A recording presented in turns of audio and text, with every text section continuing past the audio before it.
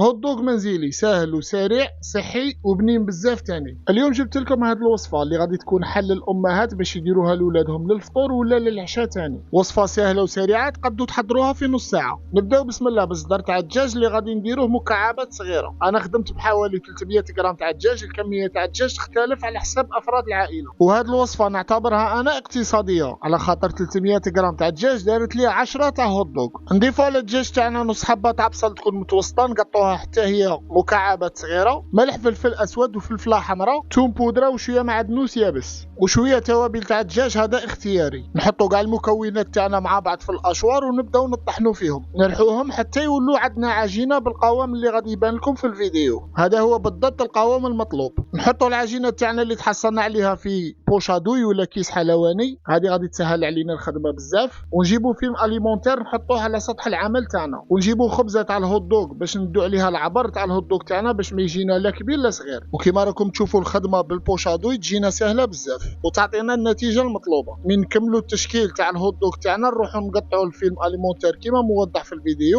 ونبلعوا عليه بهذه الطريقه كما الحبه تاع الحلوى اكزاكتومون تماما كما الحبه تاع الحلوى اللي كنا نشروها وحنا صغار. ونسي نزيره كما هكا في ليكوتي في الاطراف باش تجي عندنا حبه تاع هوت دوغ شابه تكون مثاليه. ونحزموها في الزوج اطراف يعني في الطرفين نحزموها بهذه الطريقه باش ما تنحللناش وحنا نطيبوا فيها في الماء. وغادي نزيدكم واحد المعلومه صغيره، اللي يبغي يكون الهوت دوغ تاعه باللون احمر يقدر يرابي نص حبه بيطراف ويحط الماء تاعها مع الاول في الدجاج، هكا يخرج له اللون تاع الدجاج تاعه احمر. نحطوا الحبه تاع الهوت دوغ اللي شكلناهم في مقله ولا في طاجين يكون فيه الماء، المهم هذاك الماء يغطي لي كاع الحبه تاع الهوت دوغ، ونخلوهم من ربع ساعه ل 20 دقيقه. من بعد مرور من 15 17 دقيقه الهوت دوغ تاعنا يكون واجد. اللي يكون ريجيم ولا يبغي حاجه صحيه 100% يقدر يستهلكها كيما راه. سينو الا بغيتو تحمروه شويه في المقله كيما غادي ندير انايا ثاني يخرج لكم حاجه شابه. في مقله نديروا مغرف كبيره تاع زيت ومغرف كبيره ثاني ما تكونش معمره تاع زبده، ونحطوا الحبات تاع الهوت دوغ تاعنا يتحمروا من 2 3 دقائق، ما تديلكمش وقت بزاف. نحمروهم من كاع الجوانب حتى يدوا لنا هذا اللون الذهبي الشباب. نقلعوهم ونقدموهم في خبز الهوت دوغ او لا في الخبز العادي اللي يكون متوفر عندكم في المنزل. نحطوا عليهم مستردة ولا كيتشاب ولا مايونيز، كل واحد الحاجه اللي يبغيها. هيا جربوها على بالي بلي غادي تعجبكم. حتى لهنا وكونوا وصلنا لافين تاع هذا الفيديو. ما تنساوش ديروا لنا جيم كومونتير وابوني وبارك الله فيكم. شكرا.